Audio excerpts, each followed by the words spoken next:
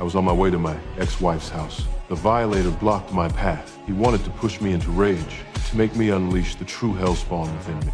He opened fire. I had no choice but to morph my cloak into a shield wrapping around me and my bike. But he wasn't ready to stop there. He poured oil from his truck all over the road ahead. The ground turned slick and I lost control. I dismissed the cloak and stood back up.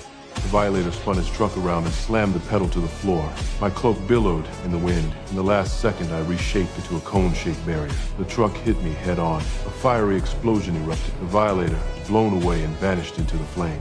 Long before this moment, I made a deal with the devil himself. I agreed to harvest corrupted souls on Earth for Malebolgia, souls that would form an infernal army to wage war against heaven. In return, he brought me back to life. The Violator was sent to watch me, to make sure I stayed loyal to my mission. He once warned that if I refused to gather more souls, he would kill my ex-wife himself. Then he showed his true demonic form and attacked me. I was smashed against the railing with overwhelming force. That was when Heaven's enforcer appeared. His mission was to eliminate anything that threatened Heaven. At first he wanted to destroy me, but he sensed the humanity still burning inside my soul. So he chose to help me. He told me that if Heaven fell, Earth would fall into hell as well. He began training me.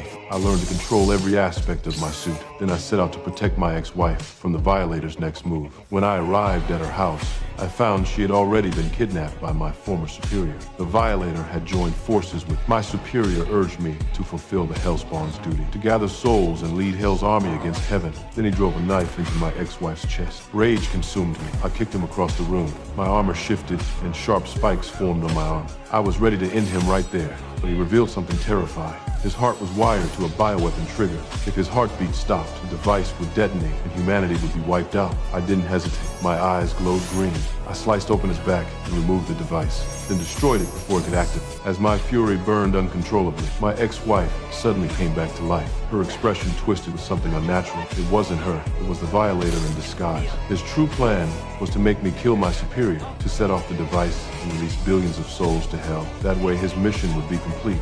But he never expected me to neutralize the weapon. Furious that his plan had failed, he summoned my real ex-wife, intending to devour her in front of me. Just as he lunged forward, the Heavenly Warrior struck.